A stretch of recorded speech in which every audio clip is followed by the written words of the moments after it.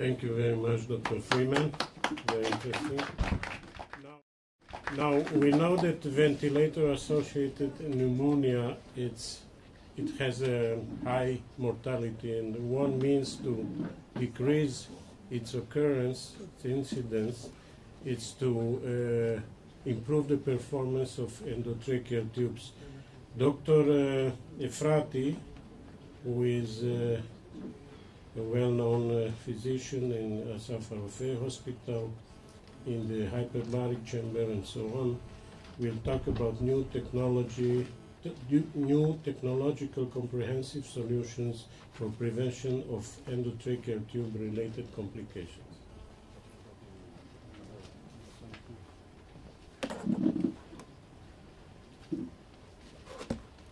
There is one thing that I'm the only one in the room is, I'm a nephrologist.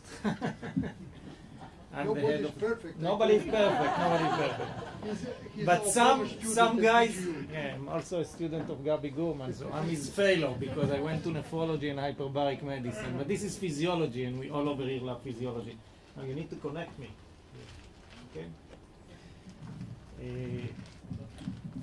For a disclosure, except being a student of Gabi, I'm also one of the inventors of the technology that you will see in a few minutes, and we will speak about it. Okay, what we will speak about is we will speak about complications that are related to intubation. And I always enjoy going back.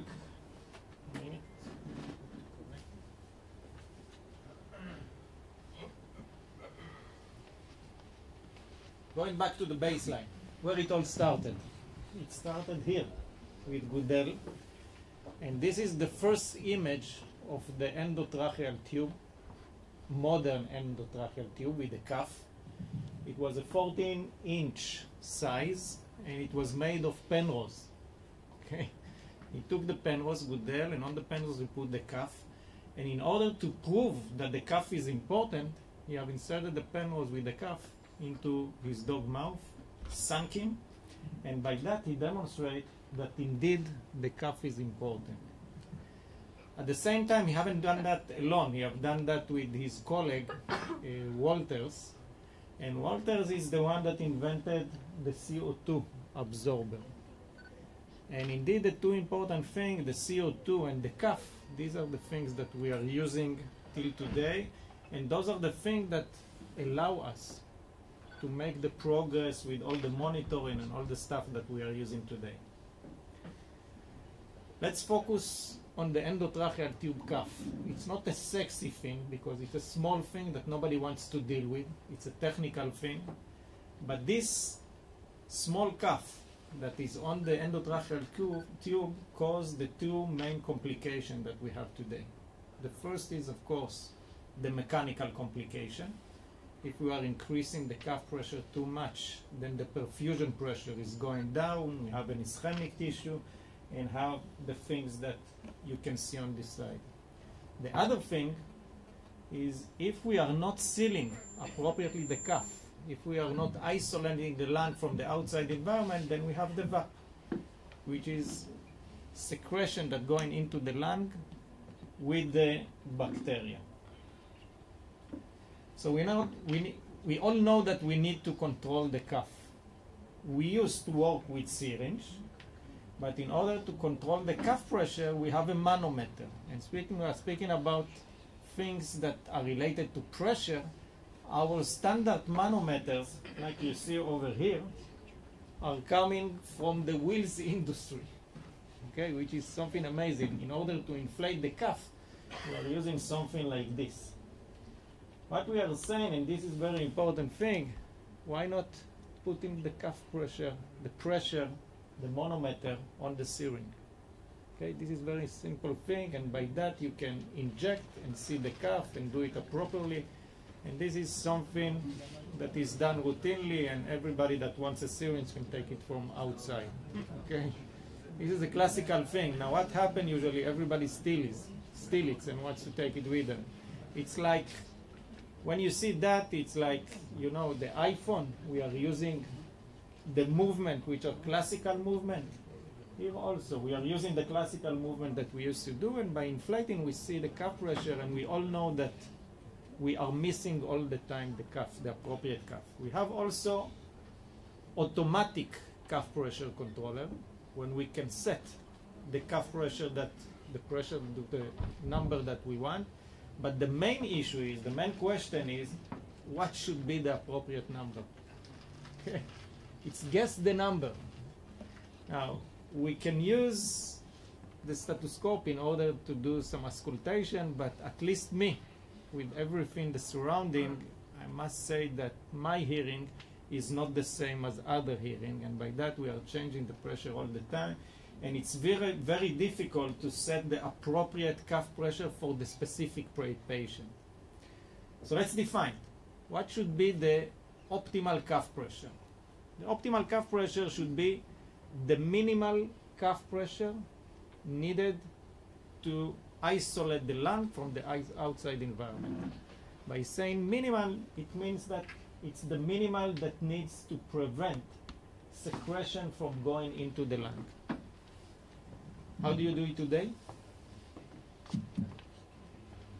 Huh? Hearing the leak. Trying to hear the leak, okay? Which is probably in my case is very difficult. And we can look at the ventilator, see if there is a significant leak that can be demonstrated by the ventilator, and that's it. So we have all the sophisticated equipment in the ICU, but we don't know how to set by an objective measure the optimal cuff pressure. Our suggestion, and what we have suggested, was very simple, is to use the CO2. We used to using the CO2 for monitoring the ventilation of the patient, but if we will evaluate CO2 here, in this environment, above the cuff, there's not supposed to be any CO2 over there. So if we have a CO2 in this environment and we see an increase and decrease, it means that we have a leak. And this is an objective measure. And we can close the loop on this measure. We can increase the cuff pressure to the minimal cuff pressure needed to prevent the leak. And indeed it's working. You can see here, it's not surprisingly, you can see the relation between the cuff pressure and the above cuff CO2. We can see a linear relationship. But what we need to prevent is not air leakage, we need to prevent fluid leakage. And we have indeed a safety margin of something like 2 mercuries of CO2, which is also obvious. Are we doing it good today with the standard of care that we are using? And in order to do that, we went to the optimal relaxed environment. People that are coming for elective surgery. And before the surgery, we asked the anesthesiologist, take your time, set up the optimal cuff pressure by this specific patient. You can do auscultation, you can listen to whatever you want, you can look at the ventilator, and we will check you. We will then evaluate the CO2, see if you are accurate, yes or not. And as you can see over here, unfortunately, only in 15% of the cases we are doing it appropriately. And this is in the most relaxed setting. This is not the ICU. In the ICU, the optimal cuff pressure is a moving target. All the time, it can move. If we have tracheal edema, we should decrease the pressure. If we are increasing the PIP, we should increase the pressure, etc., etc. So in this setting, it's much harder. And unfortunately today, most of the ICU, at least in Israel and Europe and in the state that we know, what we are doing, we are setting an arbitrary cuff pressure on the best thing that we do. So we have evaluated it. We have took several ICU in Israel, and they were connected to a cuff pressure controller and to CO2 monitoring. One of the group evaluated the cuff pressure without seeing the CO2 leakage, and the other group, the cuff pressure was set according to the CO2 pressure, and we wanted to evaluate whether whether the standard of care that is being done today is good enough. and the nurses and the medical staff knew that they are going, that they're under check, that somebody is watching them, which is not happening today. And they have to write down the exact cuff pressure that they are doing at least once a shift. And these are the results. It will probably not be surprising to you, but you can see, first of all, the safety range. Okay? Not related to the leakage. You can see that if we are doing it by automatic cuff controller, we are in the safety range all the time, but this is the standard of care. I'm saying standard of care, but this is not the actual standard of care, because this is under study, where the medical staff is being watched all the time to see if it's working appropriately. So this is within the safety range, but this is related to the leakages that we have. There is huge amount of leakages that happen in the ICU, even with the optimal standard of care. This is what happens if we are controlling it automatically with CO2 monitoring, and this is a little bit more than the standard of care that we are doing. We have leakage all the time. And why this leakage is important, we can easily understand from that. These are the secretion. If we have even one leakage in an hour, all of the secretions are going down into the lungs. So this stuff needs to go out. And we all know that there are many devices today in the field that are doing subglottic aspiration of secretions. This is the EVAC, endotracheal tube, that we have an extra lumen that is above the cuff, and by doing that we are doing continuous suction. And indeed it's working. You can see, I can say that most, if not all of the studies that evaluate subglottic aspiration of secretions have demonstrated a reduction in the VAP in the ICU setting. And it's classical, but everybody who tried to do it, and you can look even at that article, it's working, but look what they are writing. The median volume of subglottic secretion suction was equal to 14 milliliters. Minimal value of 0. Amazing. Is it possible that you have 0 secretion in 24 hours? It's not possible. Another example. This is what Mellincott, the system of Mellincott. Also an EVAC tube. Look what they are saying. It is normal to see little or no secretion. Is it possible? Of course not. We have huge amount of secretion that are going down.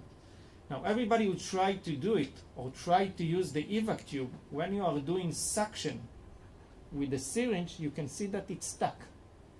If you are inserting something inside, it's going on fluently. But if you are trying to suck it out, it's not working.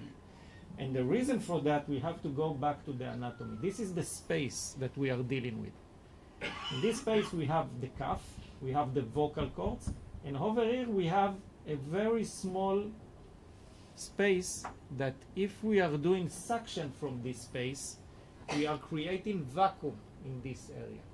And because we are creating vacuum, then the endotracheal tube is being adhered to the mucosa.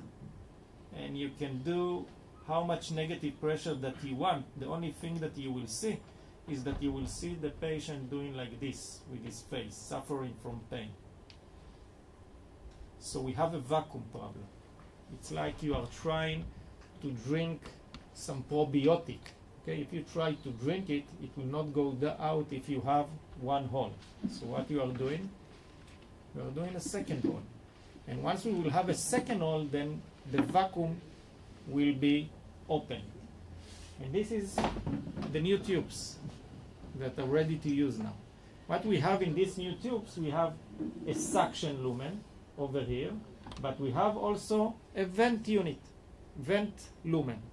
So when we are doing suction, the vent is opening, and by that we don't have a vacuum problem, and suddenly you don't have 0 secretion per day. The secretion are going out fluently. And I will demonstrate to you an example. What we will see over here is a standard EVAC tube. In a minute you will see the secretion, and this is what happens when we are activating the vacuum. Look at this. These are the secretions. We are doing vacuum, and the secretions stays as they are. They're not going down, not going out. On the other side over here, what you will see in a minute, you will see what happened if we have an extra lumen and we can do suction and rinsing simultaneously. It's clear. Okay? So it's a very simple solution, if you come to think about it, to a very simple problem. We can do it with this tube, and this tube can be connected into two syringes, and when we are pushing the syringe, what happens is you have some fluids that are going inside and simultaneously they are going out. So what you have at the end, you have the secretion that they can go directly to bacteriologia if you want to monitor the change in the bacteria in the oropharynx area. And of course we have an automatic solution. You connect the patient to the device and it will do everything. Monitor CO2, accordingly decrease or increase the cuff pressure, do the suction, the rinsing. It's a fire and forget system. And I think that everybody that went to practice in ICU didn't dream of dealing with the secretion and the cuff pressure. We enjoy controlling the cuff pressure, the minute ventilation and things like that.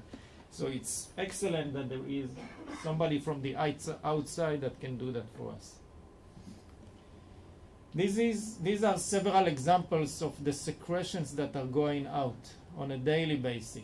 Once you see the secretion going out, you understand what happens if you don't have optimal sealing and when the secretion are going into the lung, and that's why we have the VAP and its related complication. And using this system, these are ongoing studies that are being done in Israel as well in Rome and other locations, and also in Romania, and here in מעיני, הישועה also. It doesn't matter how we look at it, we see a reduction of more than 50% in the VAP occurrence, which is very exciting. And the most important thing, again, it's a fire and forget. You don't have to deal with that.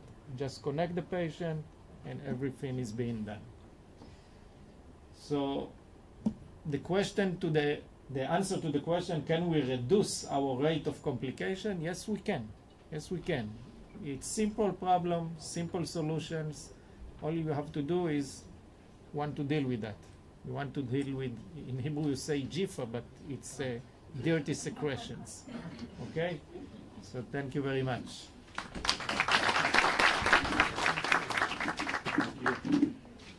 Thank you very much. Questions, please? I have a question. Yes, Shaitan. Question? I think that the device monitoring the CO2 is based on the presumption that the air is leaking during exhalation. Actually, the chances, at least in theory, I don't know in practice how it is, but it just makes me think, I think we are losing air while in plateau pressure, in inspiration. Did you think about monitoring oxygen, not CO2, above the cuff? Because in the inspiration phase, you are losing air. We haven't evaluated oxygen, but you can see also CO2 if you are losing air during any period of the ventilation suction, you will see CO2 going outside. It can go out if you are doing ventilation more than during inspiration, if you are doing positive pressure ventilation.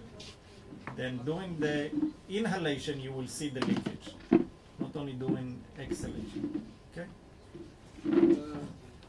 Okay. You didn't mention the problem, the American problem. In the United States, you don't have VAP anymore. Do you know this?